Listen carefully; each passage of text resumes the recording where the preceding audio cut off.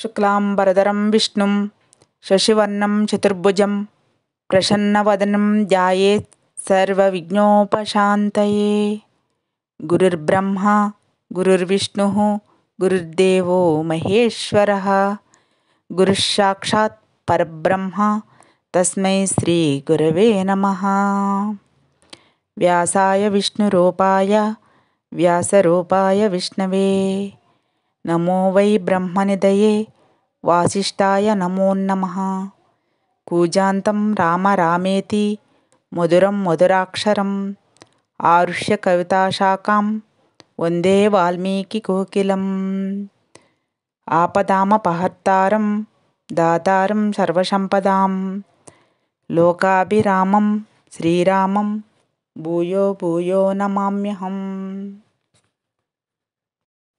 గోష్పదీకృతవారసిం మశకీకృతరాక్షసం రామాయణ మహామాలరత్నం వందే అనిలాత్మజం. అంజనానందనం వీరం జానకీశోకనాశనం కపీశమక్షాంతరం వందే లంకాభయంకరం.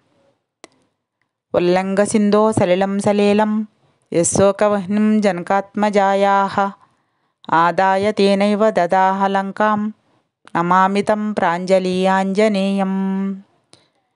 ఆంజనేయమతిపాటలాననం కాంచనాద్రికమనీయ విగ్రహం పారిజాతతరుమూలవాసినం భావయామి పవమాననందనం. యత్ర యత్ర రఘునాథకీర్తనం తత్ర తత్ర కృతమస్తకాంజలిం బాష్పవారి పరిపూర్ణలోచనం మారుతిం నమత రాక్షసాంతకం.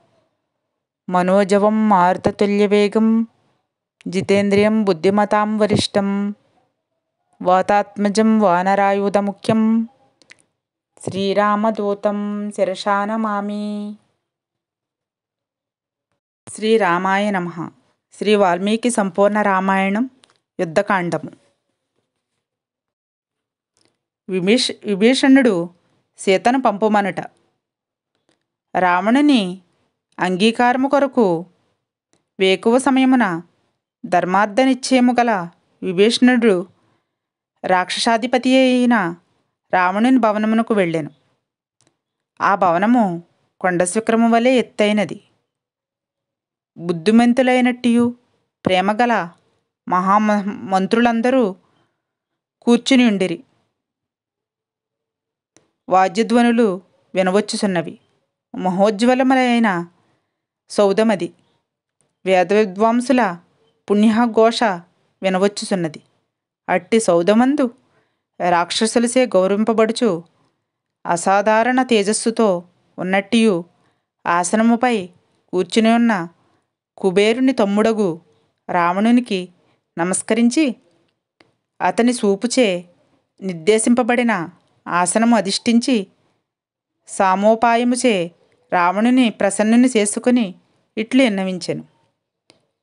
ఓ వీరవర్య, సీత ఇక్కడకు వచ్చినది మొదలు మనకు వినాశ నిమిత్తములు కనిపించుచున్నవి. మంత్రములచే అగ్నిని ప్రజ్వలింపచేసినను పొగతో కూడిన జ్వాల ఏర్పడుచున్నది. అగ్నిశాలలో పాములు కనిపించుచున్నవి. హవిష్యులందు సీమలు చూపట్టుచున్నవి. ఇట్టివి అనేక అమంగళ శకునములు కానవచ్చుచున్నవి. కనుక ఇట్టి పరిస్థితిలో ప్రాయశ్చిత్తము చేయుట యుక్తముగా ఉండును. సీతను రామునికి అర్పింపుము. న్యాయం ఆలోచించి నీవు పనిచేయుము అని పలికెను. అప్పుడు రావణుడు ఇట్లనెను. నేనెవరికిని భయపడుట లేదు. రాముడు సీతను పొందలేడు. ఇంద్రాది దేవతలతో కలిసి వచ్చినను యుద్ధమందు నా ఎదుట ఎట్లు రాముడు నిలవగలడు అనెను. తరువాత విభీషణుడు వెడలిపోయాను. రావణుడు మంత్రులతో సమావేశమగుట. రాజైన రావణుడు సీతపై కామమోహితుడై కృషించి సీతను గూర్చి ఆలోచించుచు సమయము దాటిపోయిన పిమ్మట మంత్రులతో స్నేహితులతోడను విచారింపదలసెను. మహామేఘము వంటి ధ్వనిగల రథమును ఎక్కి రాక్షస శ్రేష్ఠుడైన రావణుడు సభకేగెను. సమస్తాయుధములు ధరించిన యోధులు రావణునకు ముందు నడుచుచుండిరి. అతిరథులు రథములపై, మదపటేనుగులపై, గుర్రములపైనను రావణును అనుసరించి బయలుదేరిరి. అప్పుడు వాద్యముల ధ్వని మిన్నుముట్టెను. రావణుని రథము శోభాయుతమైన రాజ్యమార్గమున ప్రవేశించెను. తెల్లని గొడుగు మిక్కిలి ప్రకాశించుచుండెను. కుడి ఎడమల ప్రక్కల సామరములు ప్రకాశించుచున్నవి.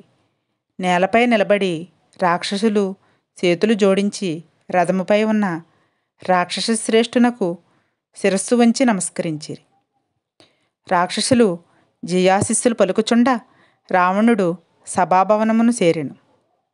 ఆ సభలో వైడూర్యములతో నిర్మించినట్టు చర్మము పరిసిన ఆసనముపై కూర్చునెను. తర్వాత దూతలను తీసుకుని రెండని రాక్షసులను ఆజ్ఞాపించెను. రాక్షసులు అందరికీ చెప్పగా వారు గుర్రముపై, ఏనుగులపై కాలినడకతోడను వచ్చి సభలో ప్రవేశించిరి. వారు ఆయా ఆసనములపై కూర్చునిరి. గుణవంతులు, పండితులు అగు మంత్రులు అచ్చటకు చేరిరి. మహాత్ముడైన విభీషణుడు శుభకరమైన రథముపై అన్న యొక్క సభకు వెళ్ళెను.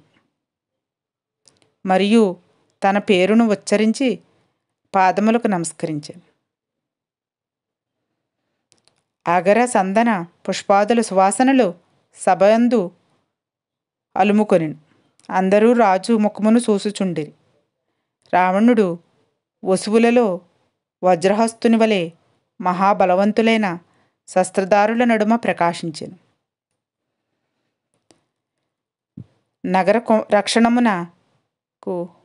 నగర రక్షణమునకు ఆజ్ఞాపించుట కుంభకర్ణుని ప్రసంగము.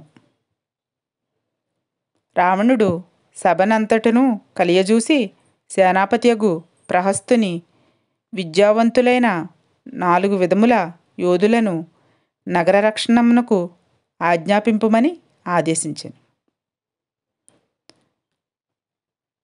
ప్రహస్తుడు రాజ్యమందిరమునకు లోపల వెలుపల నగర రక్షణకును సైన్యమును ఆజ్ఞాపించెను. ప్రహస్తుడు నగర రక్షణమందు రాక్షసులు జాగరూకులై ఉన్నారని చెప్పగా రావణుడు మిత్రుల మధ్య ఇట్లు మాట్లాడెను. మీరు ధర్మార్థ కామములలోని కష్టమును బాగుగా తెలిసినవారు. మీరు ప్రారంభించిన పనులన్నీ ఎల్లప్పుడూ సఫలములే అగుచున్నవి. కుంభకర్ణునకు నిద్ర గనుక ఈ విషయము చెప్పలేదు. అతడు 6 మాసములు నిద్రించి ఇప్పుడు మేల్కొనెను. అతడు సమస్త యోధులలో ముఖ్యుడు. రాక్షసులు సంచరించు దండకారణ్యము నుండి రాముని భార్య అయిన సీత తీసుకుని రాబడినది. ఆమె నాపై ప్రేమ చూపుటలేదు. ముల్లోకములందును సీత వంటి స్త్రీ లేదు. ఆమె సౌందర్యాతిశయమును చూసి నేను కామవశుడనైతిని. ఆమె 1 సంవత్సర కాలము గడువు అడిగినది మరియు భర్త కొరకు ఎదురుచూచుచున్నది. నేను కామముచే అలసితిని. వానరులు గాని రామలక్ష్మణులు గాని దుస్తరమైన సముద్రమును ఎట్లు దాటగలరు? అయినను వానరుడొక్కడు వచ్చి మహాసంగ్రామము నడిపెను. ఏ పనులు ఎట్లు జరుగునో తెలుసుకొన జాలము. మనుష్యుని వలన మనకు భయము లేదు. అయినను విమర్శింపుడు రాజపుత్రులైన రామలక్ష్మణులు సముద్రము వద్దకు వచ్చిరి. సీతను ఇవ్వకుండా రామలక్ష్మణులను సంహరించు మార్గము ఆలోచింపుడు. వానరులు సముద్రమును నిశ్చయముగా దాటలేరు. నాకు జయము నిశ్చయము అని కామపీడితుడైన ఉన్న రావణుని మాటలు విని కుంభకర్ణుడు కోపముతో ఇట్లనెను.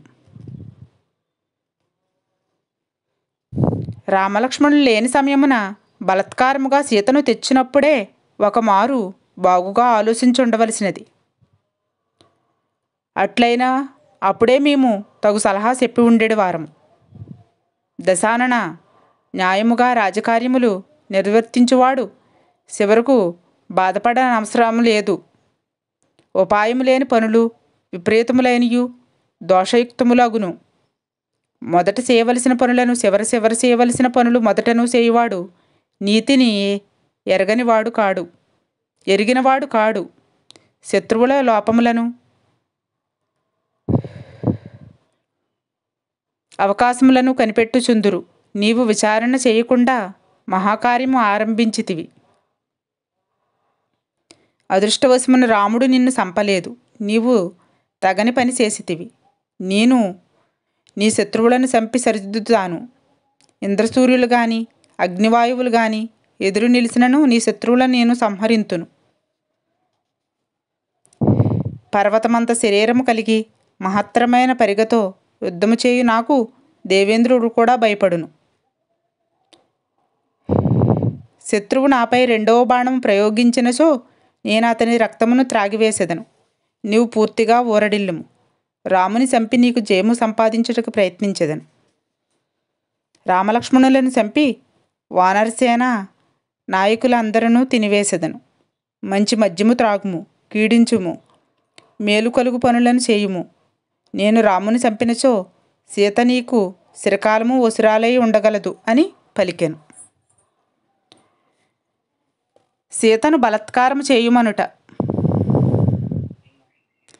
మహాపార్షుడు రావణుని కోపించిన వానిగా గ్రహించి క్షణకాలం ఆలోచించి నమస్కరించుచూ ఇట్లు పలికెను. దొరికిన మధువును త్రాగనివాడు మూర్ఖుడు. నీవు ఈశ్వరునికి ఈశ్వరుడవు. నీకు శత్రువెవడు? శత్రువులను లెక్క చేయక సీతతో రమింపుము. బలత్కారముగానే ఆమెను రమింపుము. తర్వాత వచ్చేడు భయమునకు ప్రతిక్రియ చేయవచ్చును.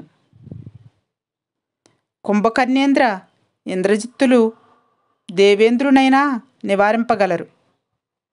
నేను దండోపాయము చేతనే కార్యసిద్ధికి ఇష్టపడుచున్నాను.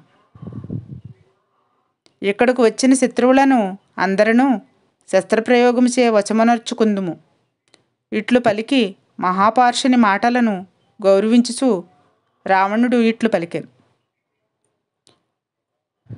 పూర్వము బ్రహ్మదేవుని భవనముకు వెళ్ళుచున్న పుంజిక స్థలాయను స్త్రీని చూసి ముగ్ధుడనై ఆమెను బలత్కారముగా అనుభవించి వివస్త్రను చేసి తిని. ఆమె మర్దింపబడిన తామరతూడు వలె భవనమునకు వెళ్ళెను. అప్పుడు బ్రహ్మ పరస్త్రీని బలత్కరించి అనుభవించినసో నీ శిరస్సు 100 ముక్కలు అగునని నాకు శాపమిచ్చెను. కనుక బలత్కరించుటకు నేను భయపడుచున్నానని సముద్రం వంటి వేగము కలవాడను, వాయువు వంటి గమనము కలవాడను రాముడి విషయము ఎరుగడు. కనుకనే నన్ను ఎదిరింపదలుచుచున్నాడు. సర్పముల వంటి నా బాణములను రాముడు చూడగలడు. ఇంద్రుడు గాని వరుణుడు గాని నాకు సాటిరారు. కుబేరుని జయించి ఈ పట్టణము స్వాధీనము చేసుకుంటిని అని రావణాసురుడు తన పరాక్రమమును ప్రశంసించుకొనెను.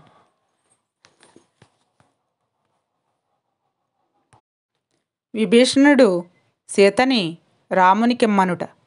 విభీషణుడు రాక్షసరాజగు రావణుని మాటలు విని కుంభకర్ణుని గర్జనలు విని హితము అర్ధయుక్తమగు మాటలు ఇట్లు పలికెను. రాజా, సీతయను మహాసర్పమును ఎలా కోరి తెచ్చుకొంటివి? పర్వత శిఖరములంతటి కాయుధులు దంతాయుధులైన వానరులు లంకలోనికి సొరబడకముందే శ్రీరామునకు సీతను సమర్పించుము. వాయు సమానమైన వేగములు వజ్రములు వంటి రామబాణములు రాక్షస పొంగువుల శిరస్సులను స్వీకరించక పూర్వమే శ్రీరామునకు జానకిని అర్పింపుము. రాజా, కుంభకర్ణేంద్ర ఇంద్రజిత్తులు గాని, మహాపార్శ్య మహోదరులు గాని, నికుంభ కుంభాతి కాయులు గాని యుద్ధములో రామునికి ఎదురు నిలువజాలరు. నీవెక్కడ దాగినను రామబాణములు నిన్ను విడువవు అని అంతటా ప్రహస్తుడిట్లనెను. దేవదానవుల వలన గాని యక్ష గంధర్వోరగుల వలన కాని భయము ఎరుగము. రాజపుత్రుడైన రాముని వలన యుద్ధములో భయమెట్లు సంభవించును అని అనెను.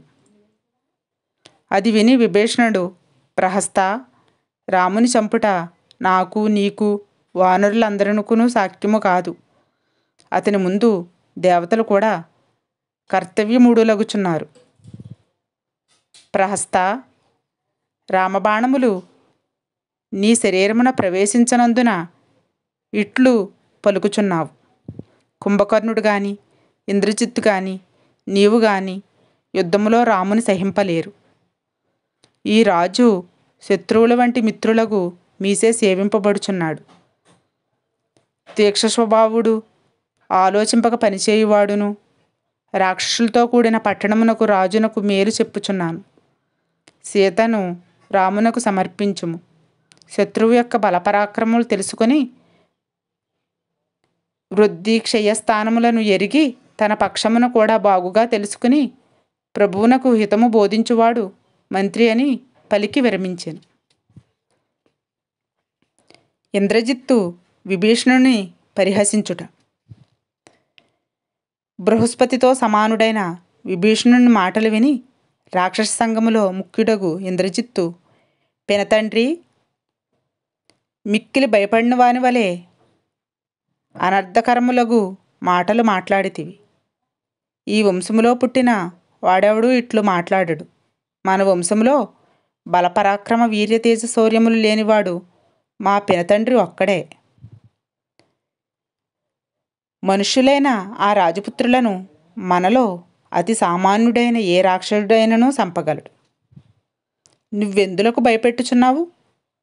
దేవతలకు రాజైన ఇంద్రుని భూమికి తీసుకొని వచ్చి తిని, ఐరావతమును భూమిపై పడవేసి తిని, దేవగణములన్నిటినీ భయపెట్టి తిని, దేవతలను మదమణచిన వాడను నేను, దైత్యులను దుఃఖపెట్టిన వాడను, మానవరాజపుత్రుల కేల సమర్థుడను కాను అని పలుకగా విభీషణుడు, నాయనా, ఆలోచనలో నీకు నిశ్చయము లేదు. నీవింకనూ బాలుడవు, బుద్ధి పరిణతి చెందలేదు.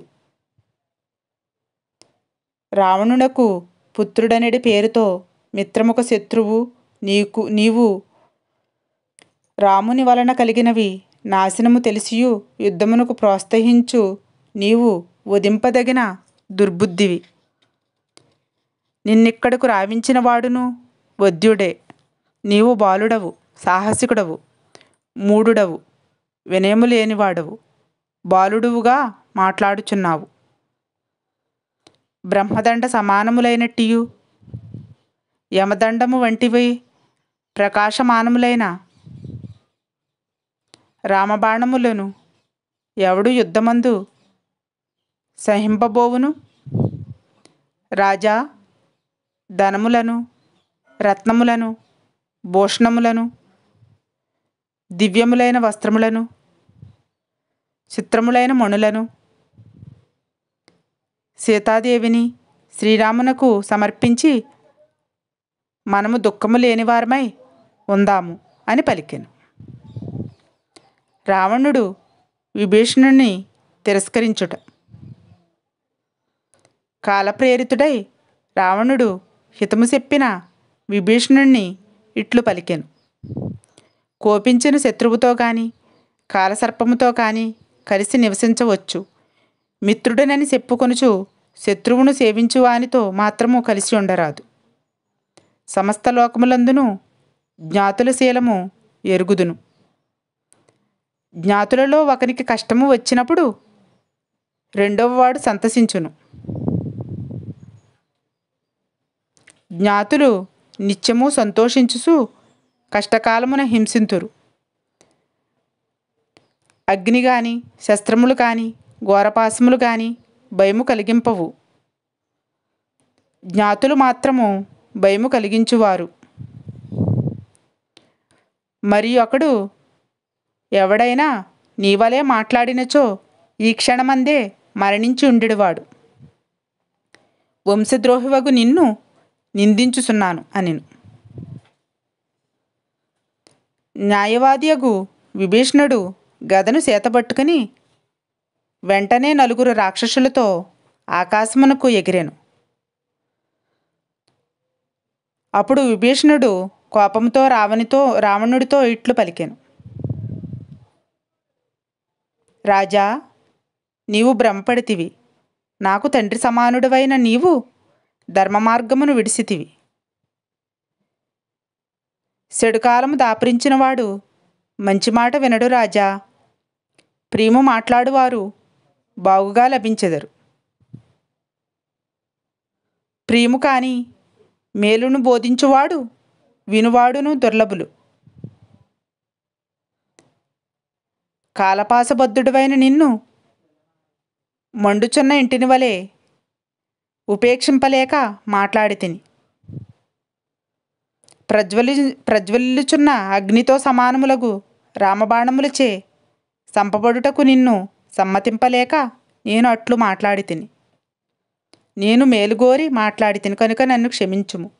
నన్ను విడిసి నీవు సుఖముగా ఉండుము. నిన్ను రాక్షసులతో కూడిన నగరమును రక్షించుకొనుము. నీకు శుభమొగ్గాక. నేను వెళ్ళుచున్నాను. రాక్షసరాజా, ఆయుష్ లేనివాడు మిత్రుల హితవచనములను ఎట్లు స్వీకరించడు అని అనెను.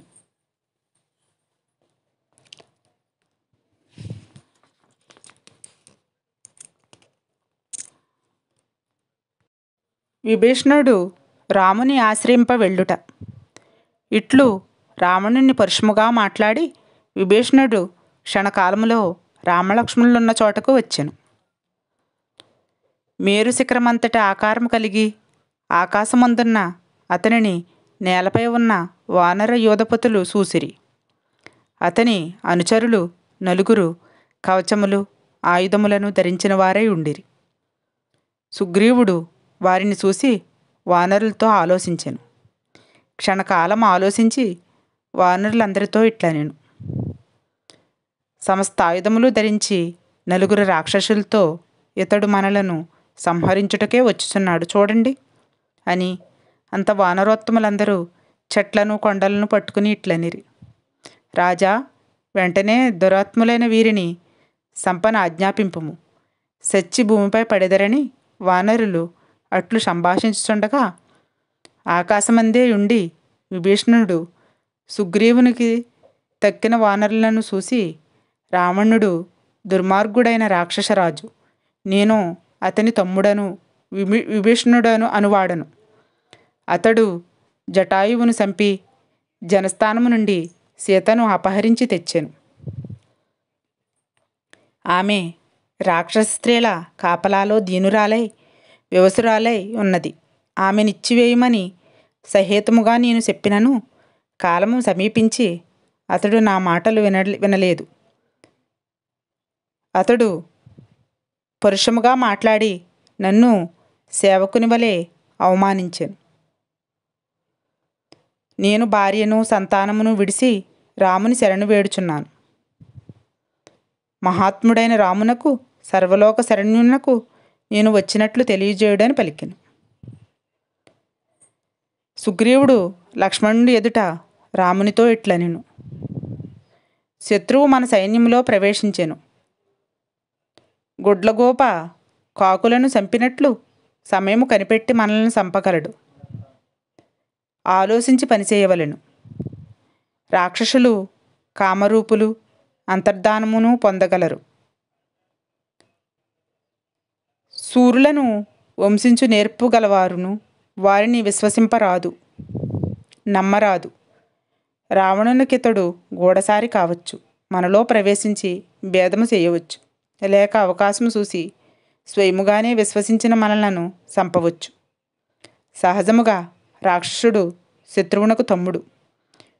ఇట్టువాడు వచ్చినప్పుడు ఎట్లు మనము అతనిని విశ్వసింపగలము? విభీషణుడు రావణుని తమ్ముడు 4 రాక్షసులతో నిన్ను శరణు వేడుచున్నాడు. ఈ రాక్షసుడు కుటిల బుద్ధితో సందేశింపబడి ఇక్కడకు వచ్చాను. నీవు నమ్మకముతో ఉండగా మాయతో ఇతడు చంపగలడు. కనుక తీవ్రమైన శిక్షతో ఈ 5గురును చంపివేయము అని పలికి మౌనము వహించాను. అంతట రాముడు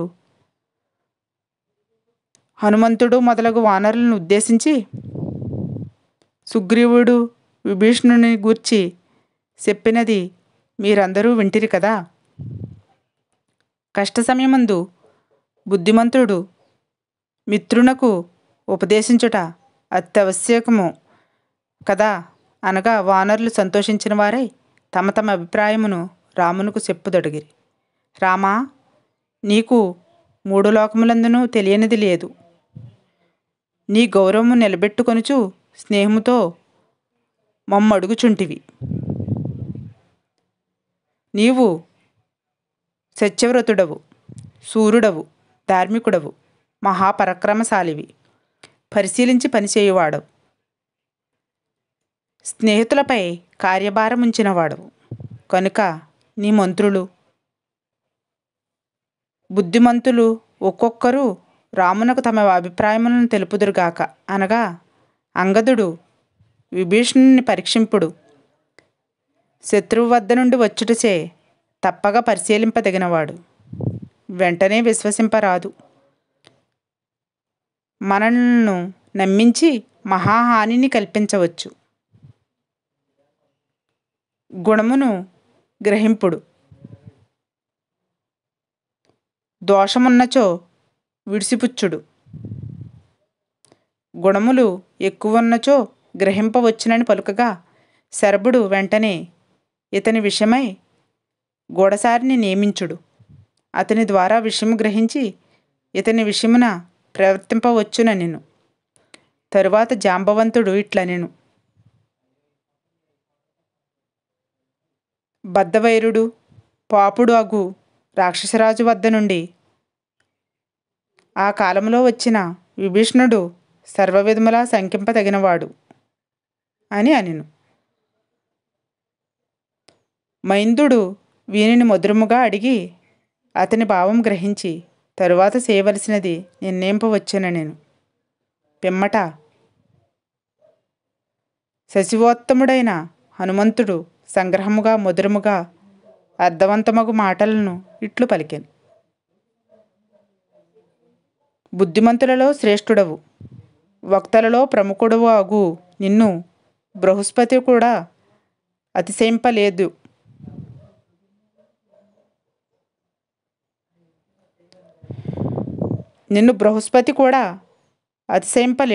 నీపై గౌరవంతో మాట్లాడుచున్నాను. పనిలో నియమించిన గాని సమర్థత తెలియదు. ఆలోచించకుండా ఆజ్ఞాపించుటయు కూడదు. గూఢసారిని నియమింపమనుట కారణము లేకపోవటసే అసంభవం. దేశకాలములకు విరుద్ధముగా వచ్చినను విషయమును నేను చెప్పదగిన అంశమున్నది. ఇది తగిన దేశము, తగిన సమయము కూడా.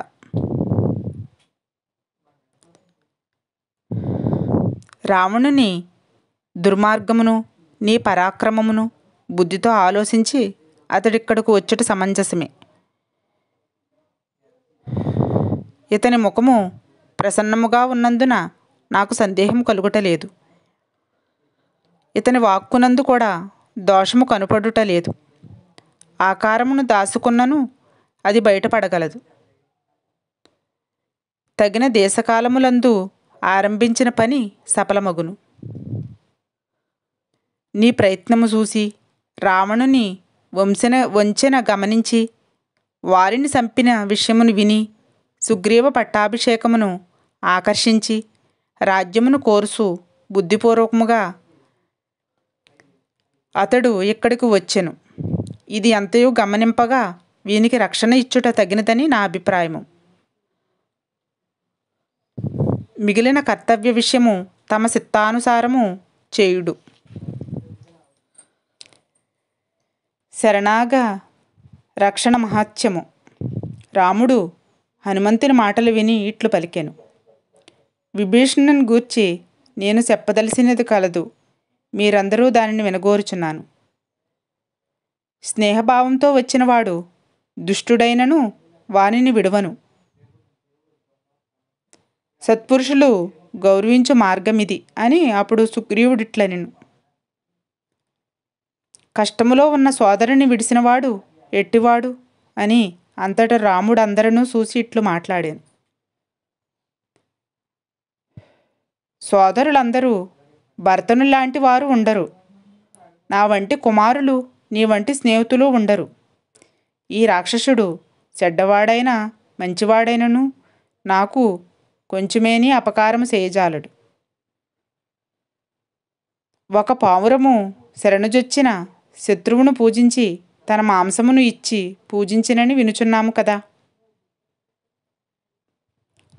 భార్యను చంపిన వారిని పావురము అర్చింపగా నా వంటి వాని విషయమేమి చెప్పవలెను? కణ్వ మహర్షి పుత్రుడు కొండువను మహర్షి చెప్పిన విషయము చెప్పుచున్నాను వినుము. చేతులు జోడించి దీనుడైన చరణు వేడుచున్న శత్రువును చంపకూడదు. దీనుడైన గర్వి అయినను శరణాగతుడు ప్రాణములొడ్డి అయినా రక్షింపదగినవాడు. భయముచే గాని మోహముచే కామముచే గాని రక్షించని ఎడల అది నిందింపదగిన పాపము. ఇట్లు శరణు వేడిన వానిని రక్షించనిచో మహాదోషము సంభవించును. కండువ మహర్షి మాట అనుసరించి ప్రవర్తించెదను. నేను నీ వాడనని ఒక్కమారు ఆశించిన ప్రతిపానికి అభయమిత్తును. ఇది నా నియమము.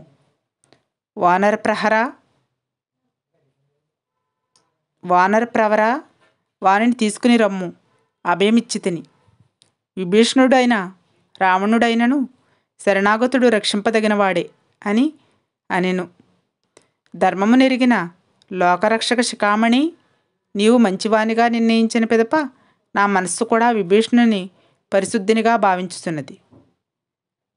కనుక రామా, శీఘ్రమే అతడు మాతో సమానుడగుగాక, విభీషణుడు మనకు మిత్రుడగుగాక అని సుగ్రీవుడు పలికెను. అంతట రాముడు విభీషణుని కలుసుకొనెను.